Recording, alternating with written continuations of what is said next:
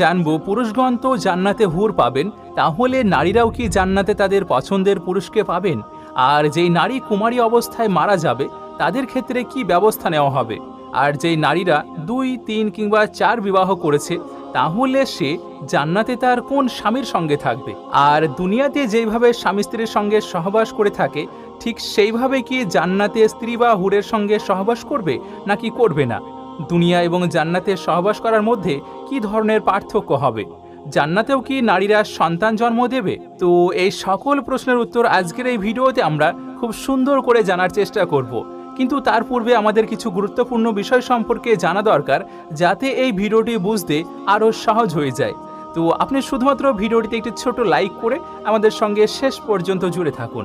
বেশিরভাগ ইসলামের শত্রুদের পক্ষ থেকে এবং কিছু কিছু মানুষ আছেন যারা নামে মাত্র মুসলিম, তারা সবসময়ই ইসলাম ধর্মের নানা বিষয়ের উপর সন্দেহ সৃষ্টি